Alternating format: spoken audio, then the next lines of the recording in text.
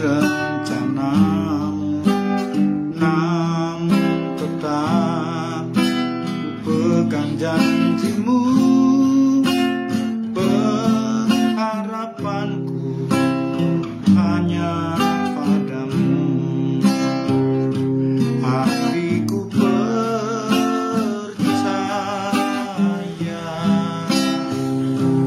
hatiku percaya,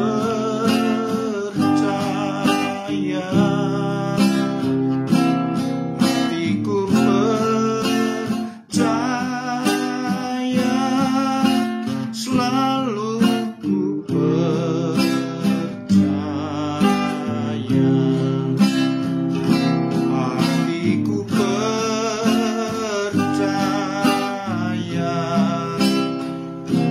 hatiku percaya, hatiku percaya, selalu ku percaya, selalu ku percaya, selalu ku percaya.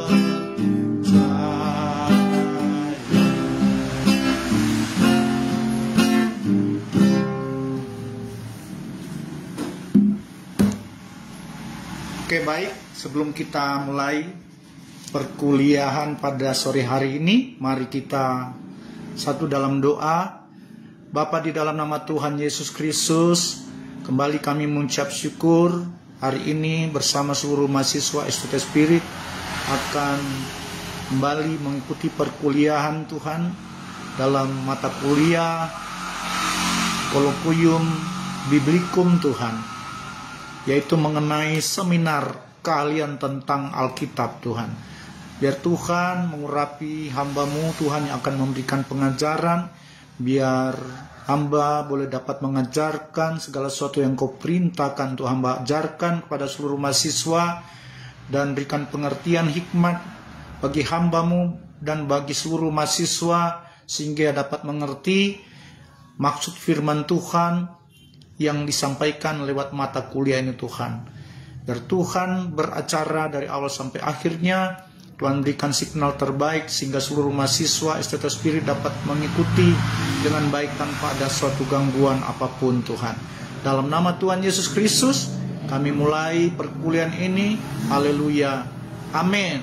Puji Tuhan. Shalom seluruh mahasiswa STT Spirit. Spirit go.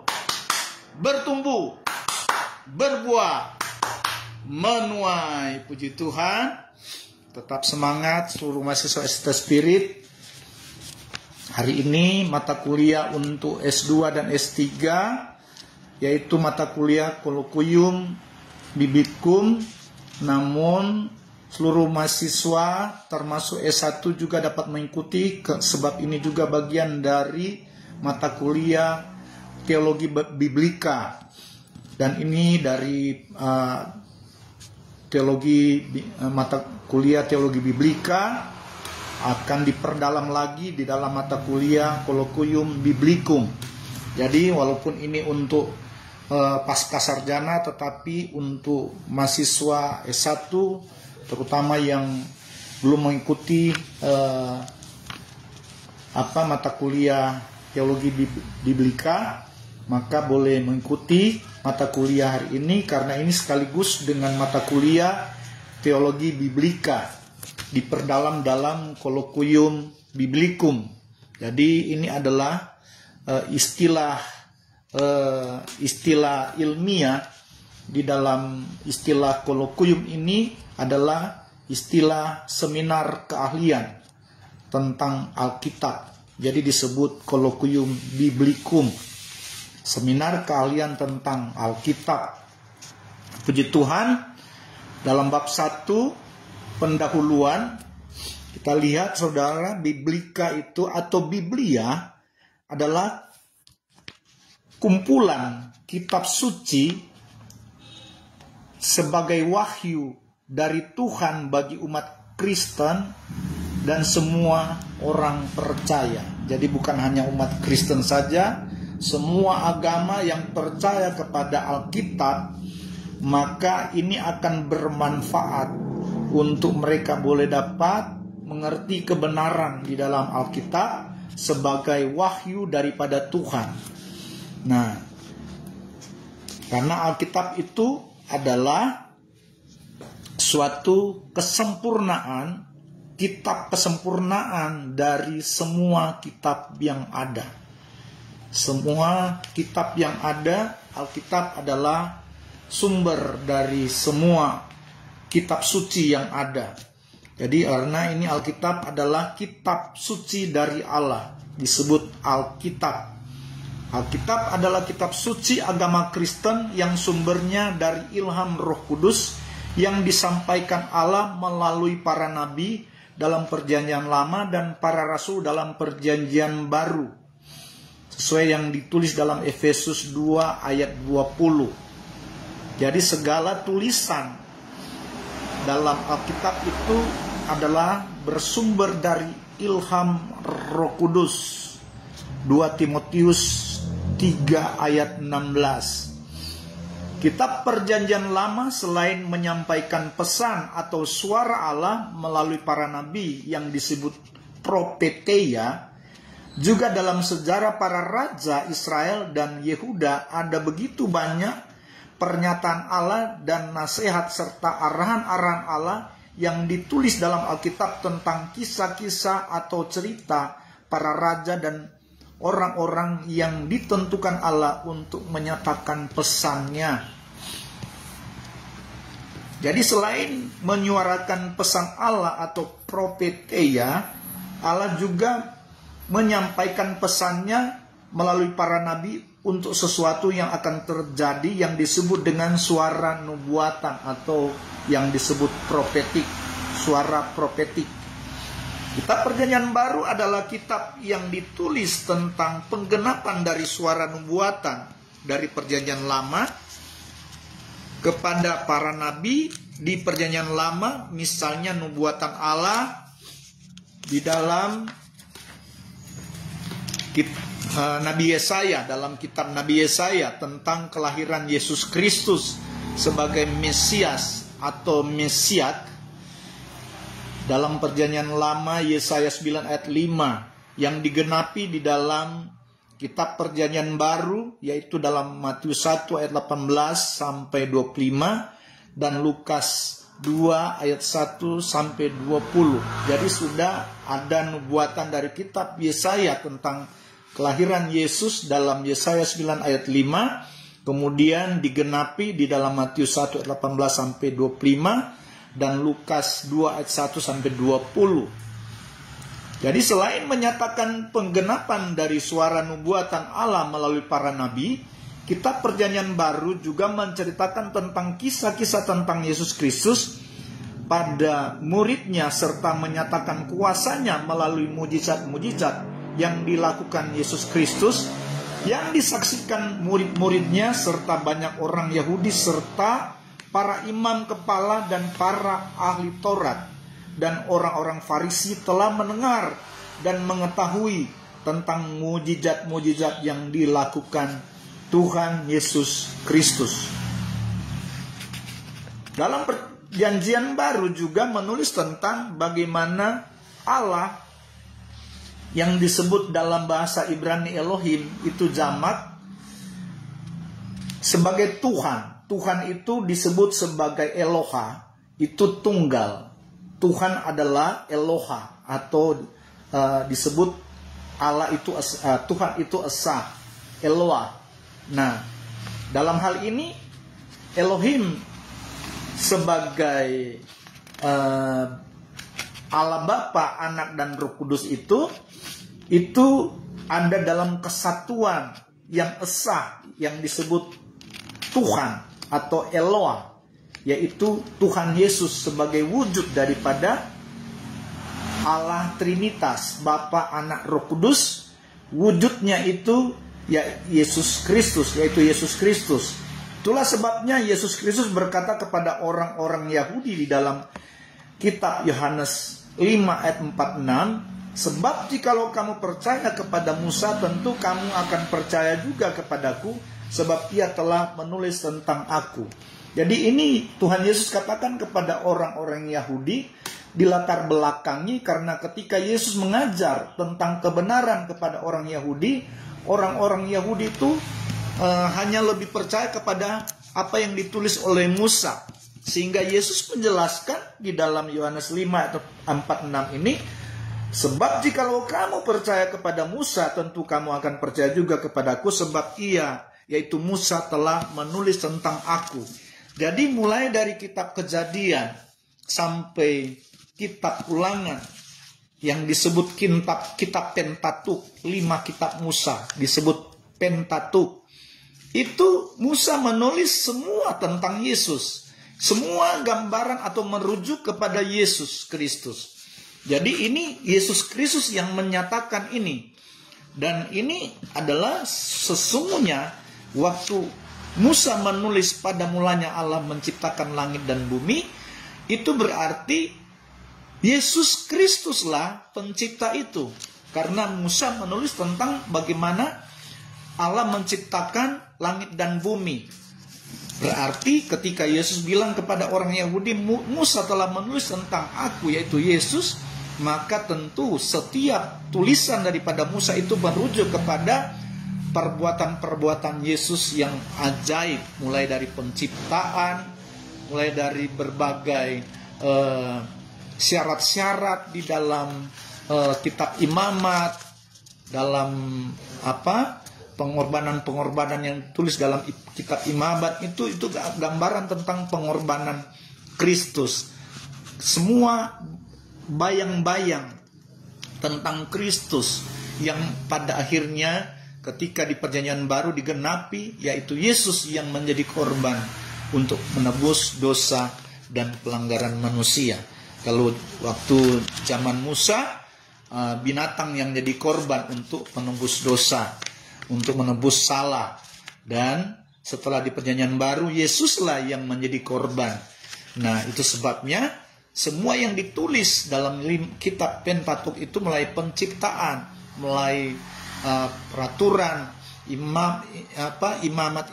kitab Imamat yang menuliskan tentang pengorbanan, tentang peraturan-peraturan. Itu semua Musa menulis tentang Yesus. Semua aturan-aturan dibuat oleh Tuhan Yesus Kristus sebagai Allah, pencipta langit, bumi, dan segala isinya. Semua aturan yang disampaikan kepada Musa, termasuk 10 hukum Allah itu sumbernya dari Tuhan Yesus Kristus.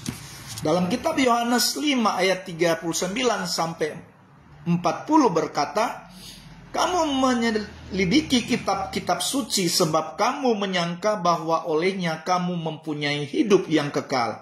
Tetapi walaupun kitab-kitab suci itu memberi kesaksian tentang aku, namun kamu tidak mau datang kepadaku untuk memperoleh hidup itu. Ini juga yang Yesus katakan kepada orang-orang Yahudi, orang-orang Farisi. Walaupun kitab-kitab suci itu memberi kesaksian tentang aku, yaitu kitab-kitab para nabi, sebenarnya itu bersaksi tentang Yesus. Namun apa yang Yesus katakan, namun kamu tidak mau datang kepadaku untuk memperoleh hidup itu. Jadi sesungguhnya sumber kehidupan yang dicari oleh orang-orang Yahudi, orang-orang Farisi, ahli Taurat, itu sebenarnya kehidupan itu Kristus. Mereka harusnya berfokus kepada Kristus, sumber kehidupan itu. Karena semua sudah ditulis dalam kitab para nabi dan kitab syair, kitab Mazmur, dan kitab para rasul.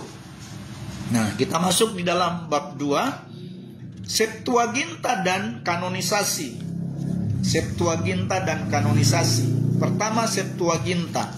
Septuaginta adalah sebutan lain dari kitab Perjanjian Lama yang terjemahan kitab-kitab dalam bahasa Ibrani yang tertua, yang tertulis dalam bahasa Yunani, yang dibuat untuk orang Yahudi yang berbahasa Yunani. Terjemahannya dimulai di Mesir pada abad ketiga sebelum Masehi dan selesai pada abad berikutnya. Menurut kisah turun-temurun, ada 70 pakar Yahudi terlibat di dalam terjemahan ini. Karena itulah terjemahan ini disebut Septuaginta, yang dalam bahasa Latin berarti 70. Jadi arti Septuaginta itu 70. Terjemahan ini umumnya disebut LXX. Itu angka Romawi yang juga artinya 70. Pada abad pertama ada orang-orang Kristen yang mendapat karunia yang membuat mereka sanggup mengetahui terjemahan Alkitab mana saja yang berasal dari Allah. Jadi itu di dalam 1 Korintus 12 ayat 3-4 dan ayat yang ke-10. Jadi ada orang-orang Kristen yang dipakai Tuhan untuk mereka sanggup mengetahui, mereka bisa melihat terjemahan Alkitab mana saja yang berasal dari Allah. Sehingga sebentar nanti kita lihat bagaimana Alkitab itu dari awal dilakukan revisi-revisi, terjemahan-terjemahan dibuat oleh para penulis sehingga Alkitab itu akhirnya dapat ditulis dengan sempurna sesuai dengan keaslian daripada firman Tuhan. Kemudian kedua, kanonisasi. Kata kanon merupakan sebuah kata yang bersumber dari bahasa Ibrani, yaitu kaneh, yang berarti ukuran atau tali pengukur. Ukuran atau tali pengukur. Dan selanjutnya dalam bahasa Yunani berubah menjadi kanon dan mendapatkan makna yang sangat penting pada abad kedua Masehi. Kata kanones bentuk jamak dipakai sebagai istilah bagi aturan atau kelola. Gereja sejak abad keempat, kata kanon faedahnya ukuran bagi iman Kristen. Jadi ada aturan atau kelola gereja sejak abad keempat, kata kanon faedahnya ukuran bagi iman Kristen. Jadi kanon ini berfaedah untuk ukuran bagi iman Kristen. Jadi ini terhubung erat sekali dengan iman Kristen. Kanonisasi Alkitab. Ketika istilah ini dipakai bagi Alkitab, maka Alkitab dipercayai sebagai ukuran bagi iman dan hidup orang Kristen. Jadi Alkitab itu adalah ukuran dasar yang kuat bagi iman Kristen dan hidup orang Kristen. Dalam arti Alkitab itu merupakan kehidupan bagi orang Kristen karena itu sumbernya dari firman Allah, firman Kristus. Nah, kita lihat di dalam bagian A, kanonisasi Perjanjian Lama. Meskipun tidak ada kriteria bagi kanonisasi Perjanjian Lama, namun ada 3 hal yang bisa menjadi landasan kanonisitas Perjanjian Lama, yaitu pertama, kanonisitas dikaitkan dengan nubuat, profetia. Jadi kanonisitas ini di dalam Perjanjian Lama, itu berkaitan dengan nubuat yang ada dalam Perjanjian Lama dan kemudian digenapi di dalam Perjanjian Baru.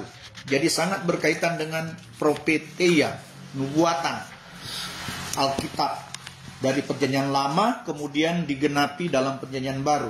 Yang kedua, kanonisitas dikaitkan dengan perjanjian atau covenant. Jadi artinya kanonisitas yang ada dalam Perjanjian Lama itu sangat berhubungan dengan perjanjian, yaitu perjanjian keselamatan, janji keselamatan. Itu yang dimaksud. Covenant Allah tentang keselamatan bagi umatnya. Yang ketiga, kanonisitas Perjanjian Lama dipilihkan melalui rujukan-rujukan Perjanjian Baru. Jadi semua merujuk daripada Kristus yang tertulis dalam Perjanjian Baru. Semua yang tertulis dalam kanonisasi Perjanjian Lama. Bagian B, kanonisasi Perjanjian Baru. Kanonisasi Perjanjian Baru dimulai pada tahun 200. Pada saat itu mulai disusun daftar-daftar kitab suci seperti tahun 190 di Roma muncul sebuah daftar yang dinamakan Kanon Muraton. Kemudian Kanon Muraton ini yang adalah kanon tertua yang disimpan sebagai sebuah fragmen dalam sebuah naskah salinan dari abad yang ke-8.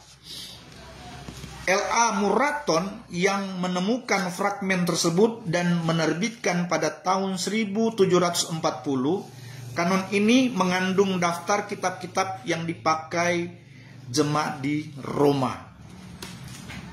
Tahun 254, Origenes dari Alexandria juga menyusun sebuah daftar kitab. Jadi ini daftar kitab. Dari sejarah Alkitab ada daftar kitab yang dibuat. Kemudian di tahun 303, Eusebius dari Kaisaria juga membuat daftar kitab. Tahun 367, Uskup Alexandria Athanasius menyusun daftar Alkitab Perjanjian Baru dengan jumlah 27 kitab. Ini baru dibuat daftarnya. Paus Innocentius I mengirim daftar itu ke Prancis pada tahun 419. Daftar ke-27 kitab itu kembali diperteguh dalam Konsili Florence tahun 1441. Konsili Trente tahun 1546 dan Konsili Vatikan tahun 1870. Dan penentuan mengenai kitab-kitab mana yang layak dan bisa diisi dalam kanon Perjanjian Baru memakan waktu yang sangat lama. Akan tetapi yang menjadi landasan kanonisasi Perjanjian Baru yaitu pertama, dekat dengan tradisi kerasulan. Kedua, diterima secara umum di kalangan jemaat Katolisitas. Jadi, kanonisasi Perjanjian Baru itu sangat dekat dengan tradisi kerasulan. Kedua, diterima secara umum di kalangan jemaat Katolisitas.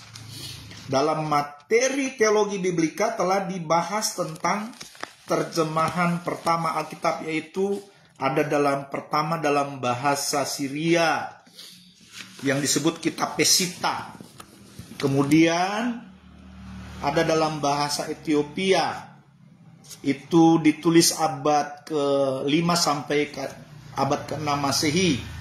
Kemudian ada dalam kitab bahasa Arab juga, ditulis di abad ke-8 Masehi. Kemudian di dalam bahasa Koptik juga tahun 300 Masehi. Kemudian di dalam bahasa Armenia. Kemudian kita lihat di bab 3 ada manuskrip Alkitab. Alkitab dalam bahasa Latin yang disebut Vulgata. Ditulis oleh Jerome. Kemudian muncul juga Alkitab dalam bahasa Inggris pada tahun 1560, yaitu yang disebut Alkitab Jenewa. Nah, kemudian setelah Alkitab Jenewa muncul lagi di tahun 1568 The Bishop Bible. Nah, ini disebut Alkitab Agung. Namun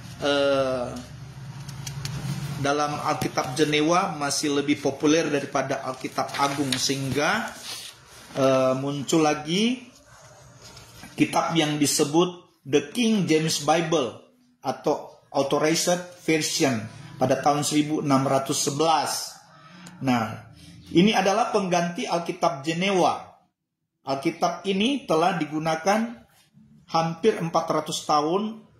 Pengerjaannya dimulai pada tahun 1607 oleh 54 orang ahli dan selesai pada tahun 1611. Alkitab ini disebut dengan judul Versisa atau Authorized Version atau sering disebut King James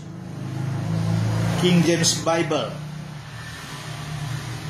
Karena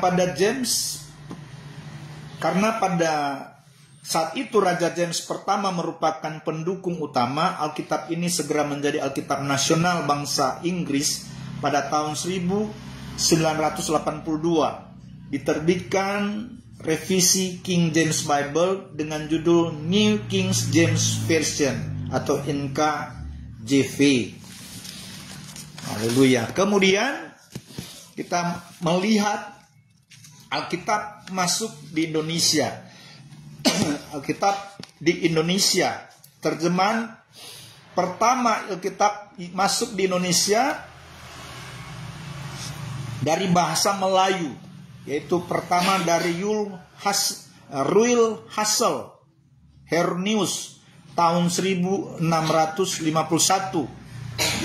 yang menulis tahun 1651 oleh Ruil Hassel Hernius. Terjemahan Alkitab bahasa Melayu pertama ini dikerjakan oleh seorang awam bernama Albert Cornelius Ruil. Ia menerjemahkan Injil Matius dan Markus.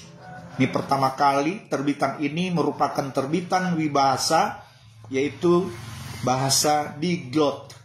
Pada satu sisi dicetak teks berbahasa Melayu dan di sisi lainnya teks paralel dalam bahasa Belanda. Kemudian Jan van Hassel, seorang pegawai company VOC, menerjemahkan Injil Lukas dan Yohanes. Sedangkan Kisah Para Rasul diterjemahkan oleh Justus Hernius, seorang pendeta di Batavia, sekarang itu Jakarta.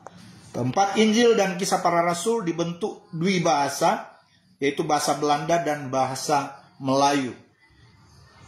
Jan van Hassel dan Justus juga menerjemahkan kitab Mazmur. Kemudian terjemahan pertama yaitu seluruh Perjanjian Baru oleh Browerius, diterjemahkan tahun 1668. Daniel Browerius adalah seorang pendeta yang bertugas di Indonesia. Pada mulanya ia menerjemahkan kitab Kejadian, kemudian ia mengalihkan perhatiannya ke Perjanjian Baru yang selesai diterjemahkan dan dicetak pada tahun 1668. Namun terjemahan ini memiliki banyak struktur kata dan istilah asing, yaitu istilah-istilah Portugis. Terjemahan Alkitab pertama oleh Leitsdecker tahun 1733. Melchior Leitsdecker menerjemahkan Alkitab dengan meneliti naskah-naskah Alkitab dalam bahasa-bahasa aslinya. Ia dengan tekun mencari kata-kata dalam bahasa Melayu yang paling tepat untuk mengalihbahasakan naskah Alkitab. Namun terjemahan ini tidak selesai dilakukan, sekitar 90% sampai dengan kitab Efesus 6 ayat 6. Jadi Leitsdecker dia berhasil menerjemahkan sampai 90%, berakhir di Efesus 6 ayat 6. Karena pada tanggal 16 Maret tahun 1701 Leitsdecker meninggal dunia. Terjemahan ini kemudian dilanjutkan oleh pendeta Peter van der Volm mulai dari Efesus 6 ayat 7 sampai selesai. Kemudian karena terdapat berbagai masalah, terjemahan Leitsdecker baru dicetak pada tahun 1733 yang disebut Alkitab Lengkap. Setelah edisi Perjanjian Baru diterbitkan pada tahun 1731, selain edisi berhuruf Latin, turut juga dicetak edisi berhuruf Arab. Karena pada masa itu bahasa Melayu lazim ditulis dengan aksara Arab.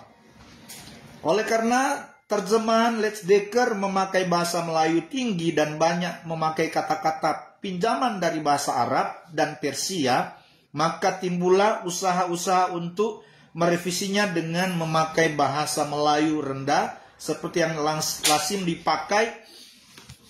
Kemudian pendeta William Robinson berusaha untuk merevisi kitab Matius dan Yohanes. Kemudian upaya perevisian secara menyeluruh dilakukan oleh pendeta Robert Hastings dan Mick Guinness. Kemudian Alkitab terjemahan Klinker diterjemahkan tahun 1879. Hilabrandus Cornelius Klinker adalah seorang misionaris gereja Mennonit. Bersama dua orang temannya yang pandai berbahasa Melayu, ia berusaha menerjemahkan Perjanjian Baru ke tingkat bahasa yang lebih mudah dipahami. Hasil terjemahan ini ternyata sangat mengena untuk kelompok pembaca tertentu karena memakai bahasa Melayu rendah, khususnya dialek yang lazim dipakai di daerah Semarang, Jawa Tengah. Pada tahun 1879, Klinker juga menyelesaikan penerjemahan Alkitab secara lengkap dengan dukungan dari Lembaga Alkitab Belanda, MBG. Nah, kemudian Alkitab terjemahan Selabir tahun 1912. Terjemahannya dilakukan oleh William Selabir, seorang misionaris Metodis. Hasil terjemahannya disebut Alkitab Selabir. Keunikan Alkitab ini adalah pemakaian kata Isa Al-Masih untuk sebutan Yesus Kristus. Dalam pemikiran Selabir, Isa Al-Masih dianggap lebih mampu menjembatani isi berita dengan kelompok pembacanya. Jadi tahun 1912 ya, itu ada istilah-istilah Isa Al-Masih diterjemahkan oleh Selabir. Dalam kitab suci Al-Quran, nama Yesus Kristus dipakai nama Isa Al-Masih. Jadi Isa Al-Masih juga dalam Al-Quran itu adalah nama Yesus Kristus itu sendiri. Kemudian Perjanjian Baru dalam bahasa Melayu Baba ditulis pada tahun 1907. Kelompok orang-orang hasil pernikahan campuran etnik Cina dengan penduduk setempat yang biasa disebut kelompok Baba dan Nyonya. Bahasa yang mereka gunakan juga campuran antara bahasa Cina dan bahasa Indonesia yang lazim disebut Melayu Baba. Nah, menyadari kebutuhan penutur bahasa ini, Mick Mahoney, nama lengkap tidak diketahui, seorang misionaris wanita Presbyterian, menerjemahkan kitab Matius ke dalam bahasa Melayu Baba. Jadi tahun 1907, Selabir dengan dibantu teman-temannya juga menerjemahkan Perjanjian Baru ke dalam bahasa Melayu Baba dengan dukungan dari Lembaga Alkitab Inggris. Nah, kemudian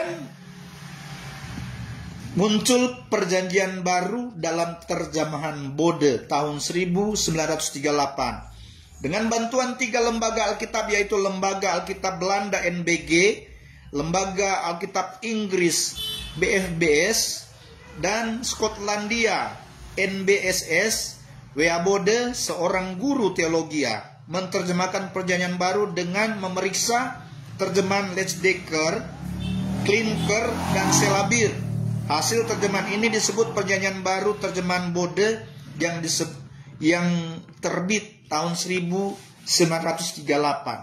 Jadi hampir sempurna pada waktu seorang guru teologi, yaitu W.A. Bode, dia gabungkan terjemahan Leitsdecker, Klinker, dan Selabir, sehingga itu hasil terjemahannya disebut Perjanjian Baru terjemahan Bode yang terbit tahun 1938. Tapi itu masih ada perevisian setelah terjemahan Bode. Kita lihat selanjutnya terjemahan Alkitab dalam masa peralihan. Di tahun 1958 masa peralihan, setelah Indonesia merdeka, Lembaga Alkitab Indonesia LAI menerbitkan Alkitab terjemahan lama dengan menggabungkan terjemahan P.L. Klinker dan P.B. Bode. Jadi digabungkan terjemahan lama dari P.L. Klinker dan P.B. Bode. Alkitab ini pertama kali diterbitkan pada tahun 1958. Alkitab terjemahan ini menjadi Alkitab yang umumnya dipakai di gereja-gereja sampai terbitnya Alkitab terjemahan baru. Jadi banyak yang pakai terjemahan Bode memang. Setelah akhirnya terjemahan Bode pun akhirnya direvisi kembali menjadi Alkitab terjemahan baru yang terbit tahun 1974.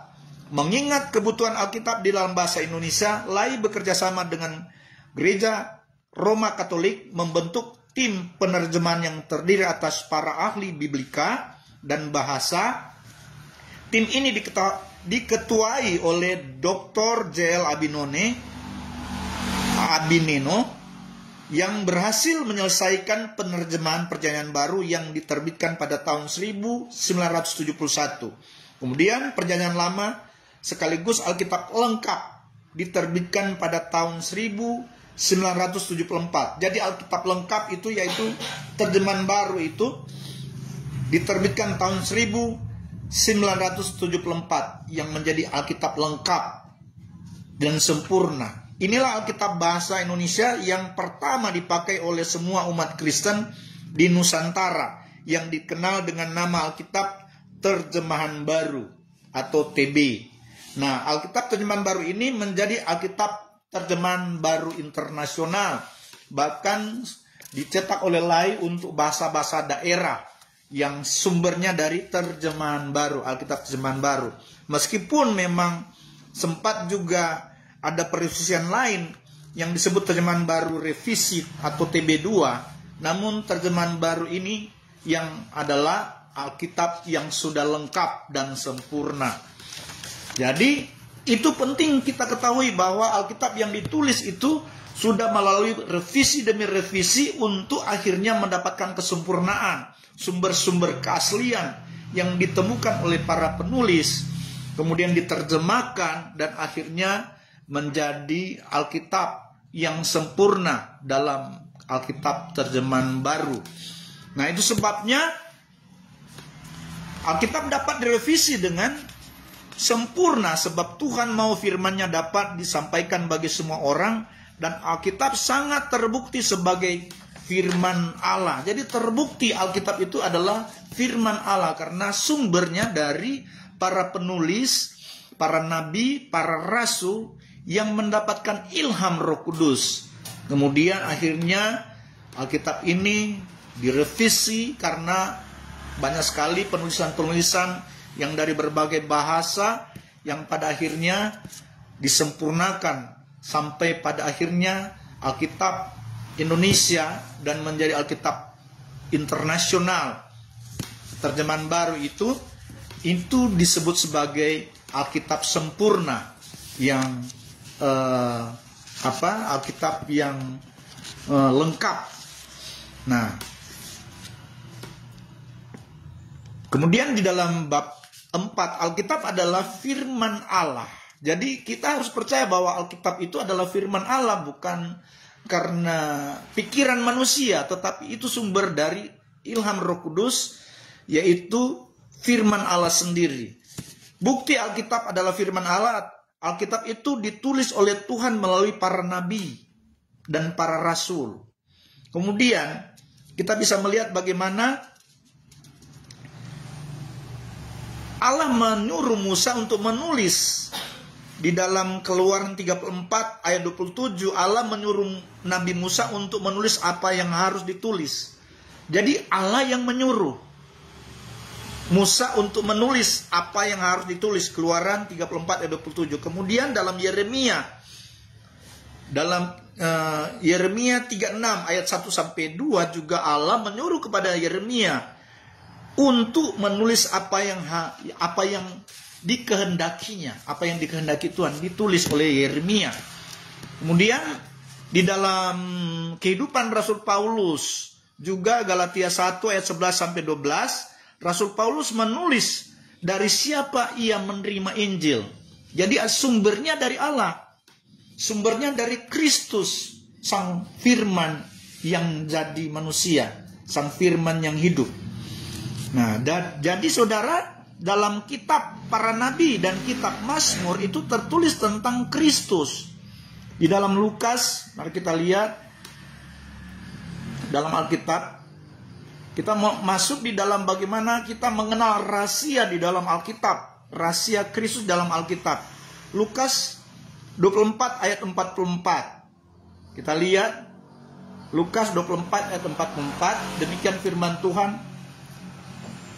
Ia berkata, yaitu Yesus yang berkata kepada mereka, inilah perkataanku yang telah kukatakan kepadamu ketika aku masih bersama-sama dengan kamu, yaitu bahwa harus digenapi semua yang ada tertulis tentang aku dalam kitab Taurat Musa dan kitab nabi-nabi dan kitab Mazmur. Ini Yesus katakan kepada murid-murid. Dia katakan, inilah perkataanku yang telah kukatakan kepadamu, kepada murid-murid ketika aku masih bersama-sama dengan kamu, yakni bahwa harus digenapi semua yang ada tertulis tentang aku, yaitu Yesus, dalam kitab Taurat Musa dan nabi-nabi dan kitab Mazmur.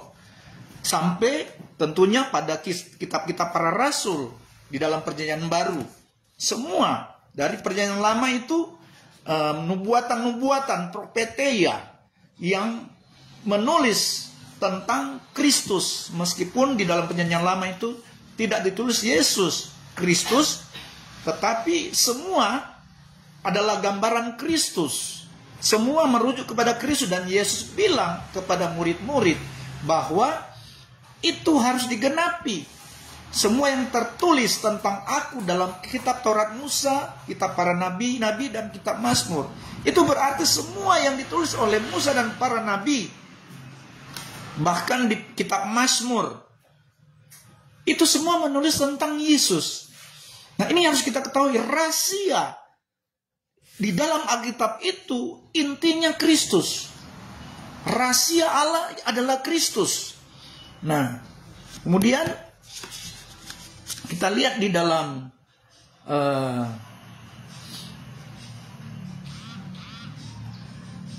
Yohanes 1 ayat 45. Yohanes 1 ayat 45. Filipus bertemu dengan Natanael dan berkata kepadanya, kami telah menemukan dia yang disebut oleh Musa dalam kitab Taurat dan oleh para nabi, yaitu Yesus anak Yusuf dari Nazaret. Ini Filipus murid Yesus, dia bertemu dengan Natanael dan berkata kepadanya. Jadi Filipus berkata kepada Natanael, kami telah menemukan dia, yaitu Yesus, yang disebut oleh Musa dalam kitab Taurat dan oleh para nabi, yaitu Yesus anak Yusuf dari Nazaret. Jadi ini rahasia di dalam Alkitab. Makanya kita mengadakan seminar ini, seminar ilmiah tentang Alkitab, sehingga kita menemukan rahasia di dalam Alkitab itu adalah sumbernya Kristus. Nah, kenapa kita harus belajar di dalam Alkitab? Kita harus belajar dari Alkitab karena Alkitab itu sumber yang benar. Nah, kita sebagai hamba Tuhan, sebagai calon-calon pemimpin, seluruh mahasiswa, ada yang sudah pemimpin sebagai gembala, sebagai pendeta, tapi ada juga yang masih punya rencana untuk menjadi pemimpin, mungkin akan nanti menjadi pendeta dan gembala. Nah, kita harus lebih banyak belajar atau fokus belajar hanya di dalam Alkitab, yang adalah sumber yang benar. Jadi saya sarankan kepada semua hamba Tuhan, semua mahasiswa Institute Spirit, supaya jangan cari-cari pengertian-pengertian tentang Allah, tentang Tuhan itu di Google. Jangan cari pengertian-pengertian tentang nama Allah di Google. Karena sumber yang benar itu hanya ada dalam Alkitab. Karena di dalam Google itu banyak sekali kontroversi.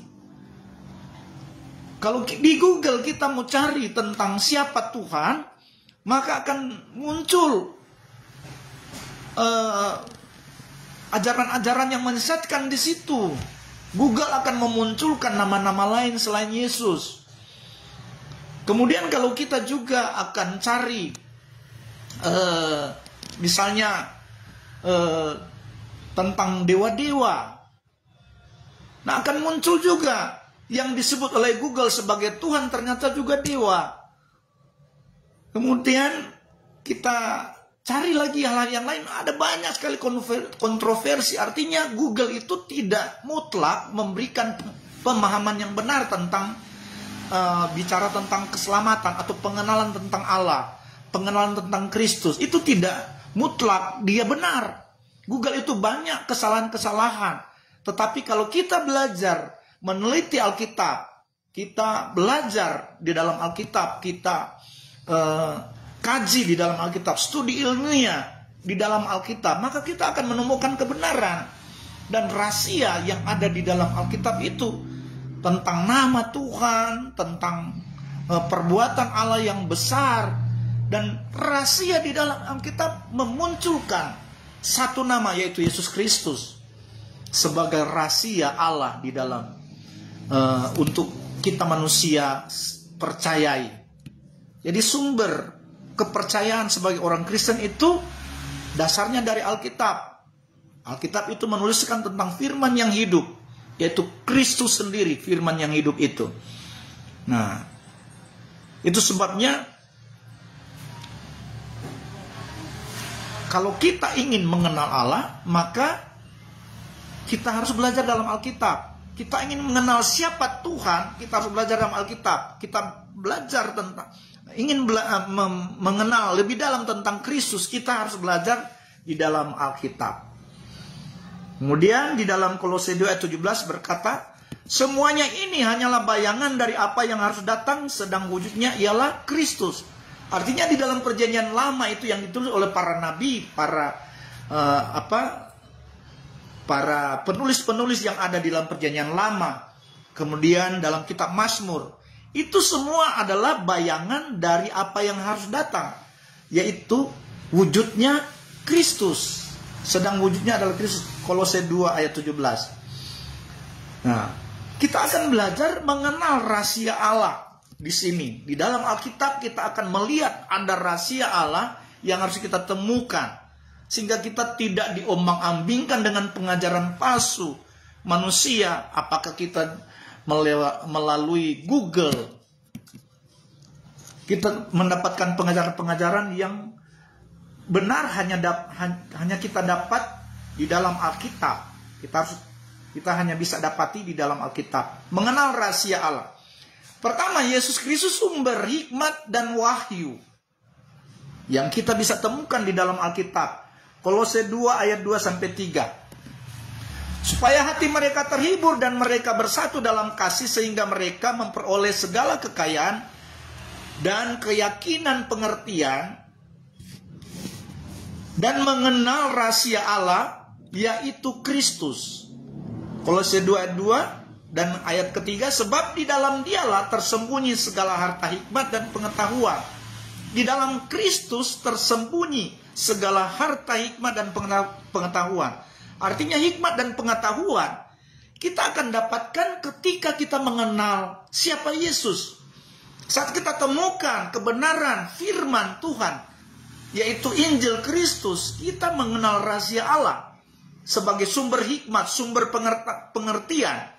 Dan kita bisa mendapatkan hikmat dan pengetahuan saat kita menemukan Kristus di dalam hidup kita.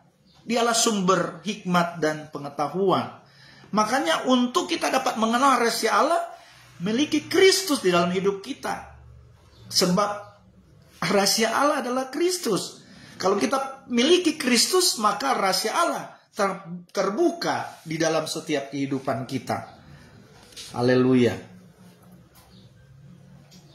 Jadi Yesus Kristus adalah sumber hikmat dan wahyu.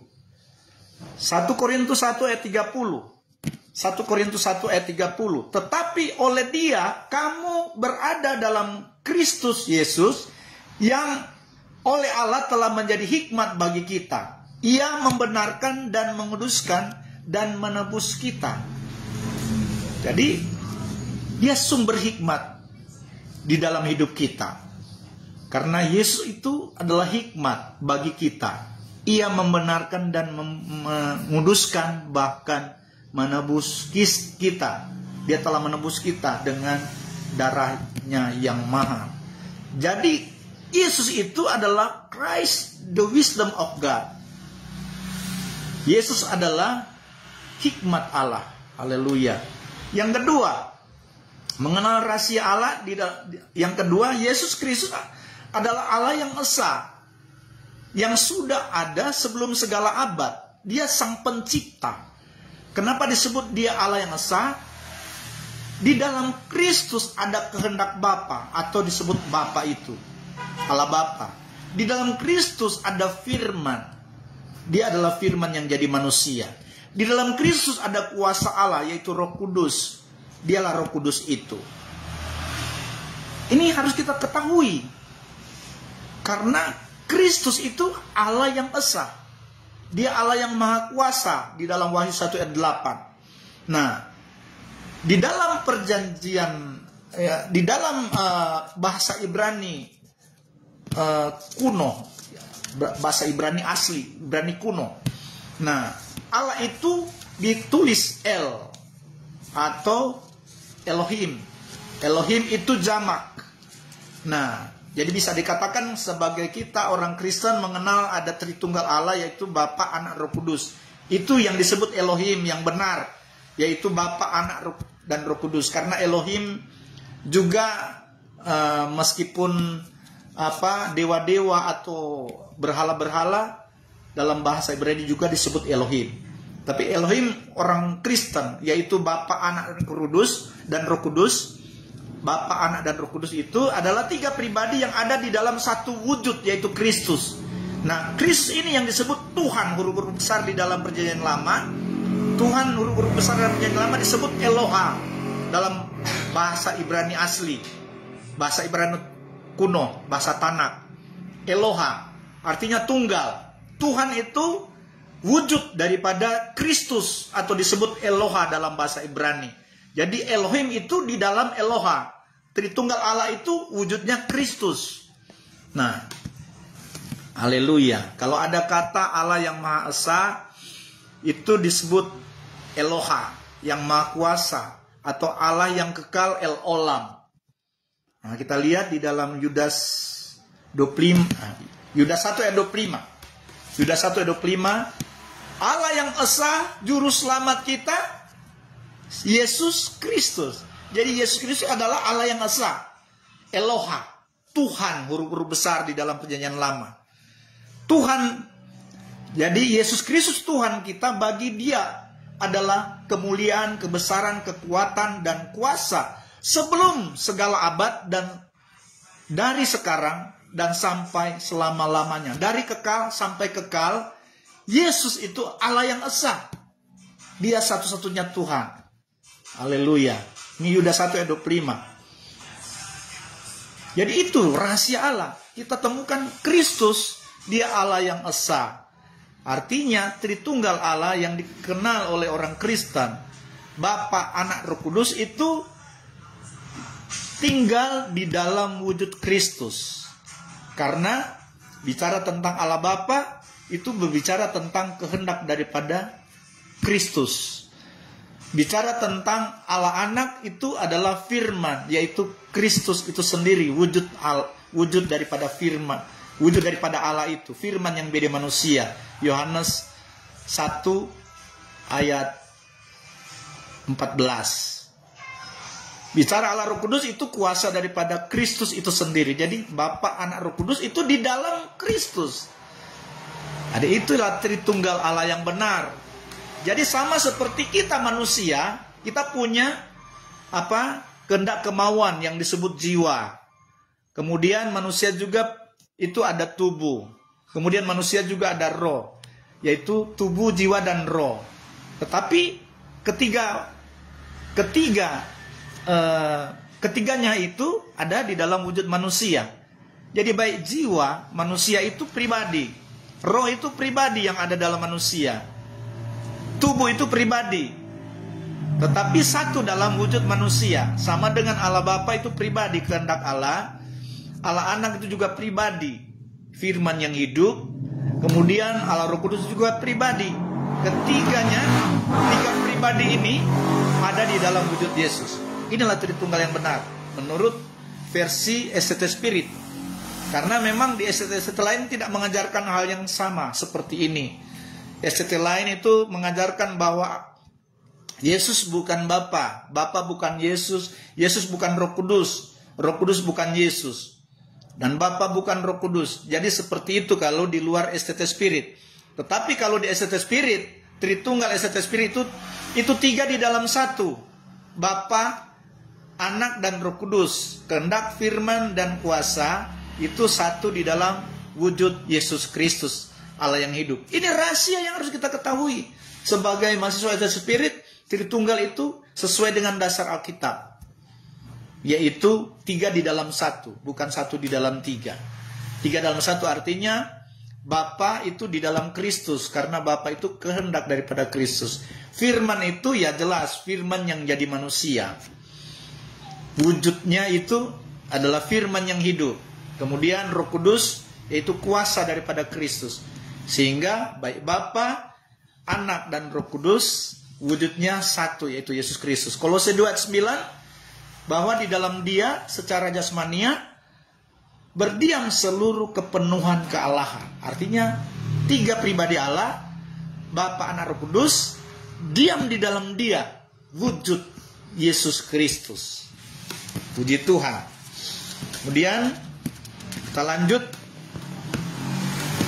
Adanya penggenapan nubuatan dalam Alkitab, mulai dari kitab Yesaya. Di dalam Alkitab, Nabi Yesaya ini menubuatkan, kebanyakan dia menubuatkan tentang Yesus.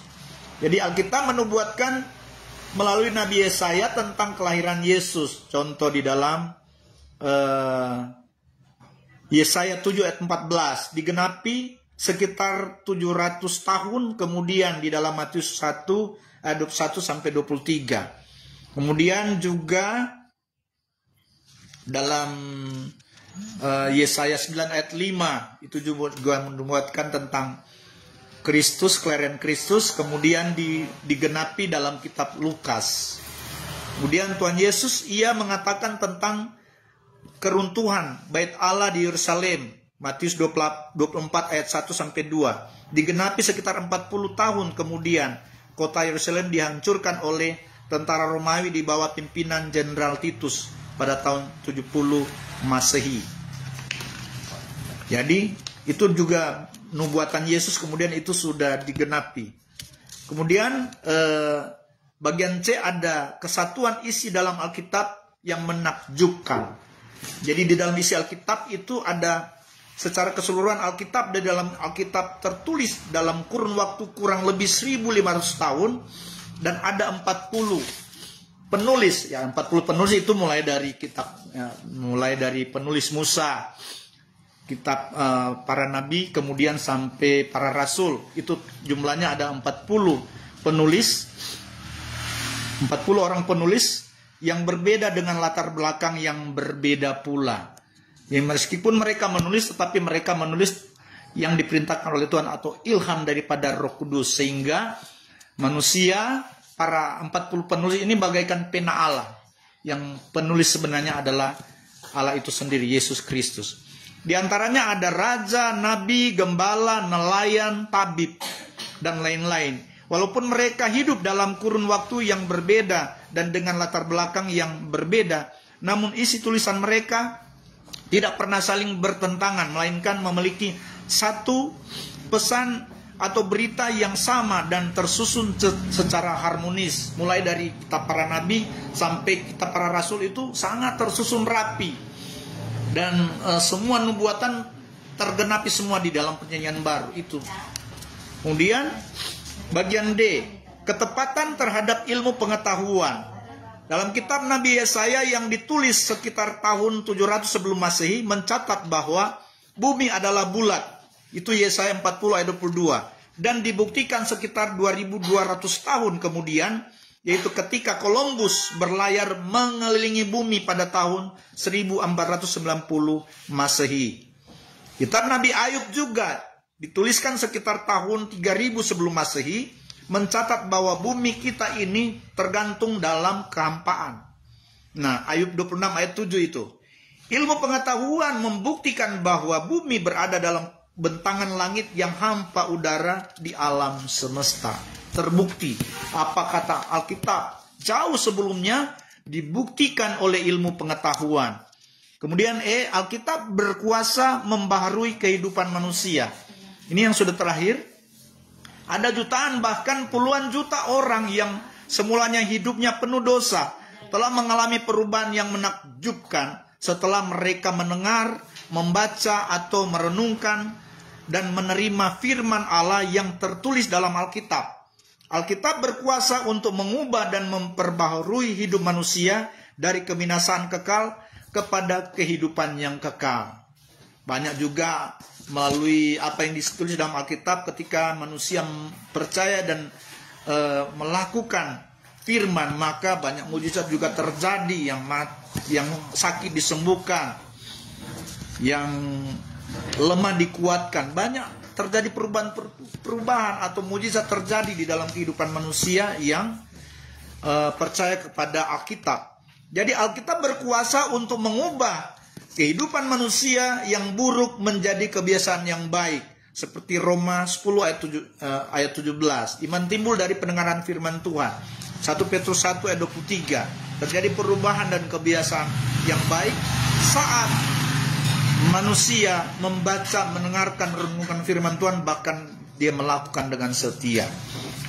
Yang terakhir, dalam Mazmur 1 ayat 2-3, Alkitab adalah firman Allah yang jika direnungkan siang dan malam akan membuat Anda bahagia, berhasil dalam segala usaha dan pelayanan saudara. Saudara nanti baca ayat-ayat yang saya sebutkan supaya saudara bisa lebih banyak memahami tentang isi Alkitab. Kemudian saya juga tetap mengingatkan kepada seluruh mahasiswa untuk tetap mengadakan survei PLPB supaya saudara akan mendapatkan banyak hikmat daripada pembacaan Alkitab. Kemudian buat catatan-catatan supaya saudara bisa membaca dan kemudian membuat catatan-catatan penting yang saudara temukan, yang saudara anggap penting untuk ditulis. Perlu ini karena itu saudara akan mendapatkan banyak hikmat lewat survei Perjanjian Lama dan survei Perjanjian Baru. Puji Tuhan, biar mata kuliah hari ini boleh memberkati kita semua, menambah hikmat, pengetahuan bagi seluruh mahasiswa Spirit, dan tetap mengikuti video yang akan saya bagikan sebentar untuk saudara nanti mencatat ayat-ayat yang saya sebutkan, supaya saudara juga bisa dapat membaca ayat-ayat yang saya sebutkan, agar hikmat Tuhan terus bertambah-tambah dalam kehidupan seluruh mahasiswa. Saat kita banyak belajar, maka kita akan banyak hikmat dan pengetahuan yang bersumber dari firman Tuhan. Puji Tuhan, kita satu dalam doa. Terima kasih Tuhan Yesus buat firman-Mu, buat mata kuliah yang kami terima pada hari ini. Biar Tuhan perlengkapi seluruh mahasiswa Spirit agar mereka Tuhan memiliki hikmat Tuhan dan pengetahuan yang benar tentang anak Allah, tentang Alkitab yang mereka pelajari. Dan mereka boleh Tuhan semakin mendapatkan hikmat Tuhan, pewahyuan daripada Tuhan, memenuhi seluruh mahasiswa Spirit, dan mereka boleh mengenal Engkau dengan benar, dan mereka mengenal rahasia Allah, yaitu Kristus Yesus, yang sangat penting di dalam setiap kehidupan orang Kristen. Terima kasih Tuhan Yesus. Kami bersyukur memberkati seluruh mahasiswa Spirit, biar mereka dapat mengikuti perkuliahan sampai pada akhirnya mereka dapat, oh Tuhan, mengikuti ujian dan wisuda pada tahun depan Tuhan. Diserahkan semua mahasiswa Spirit dalam tangan kuasa-Mu. Tuhan memberkati segala usaha kerja dan pelayanan mereka, dan Ya Tuhan, mereka semua sukses dan berhasil dalam segala usaha pekerjaan dan pelayanan mereka. Di dalam nama Tuhan Yesus Kristus kami berdoa dan mengucap syukur. Haleluya. Amin. Puji Tuhan. Shalom. Tuhan Yesus memberkati.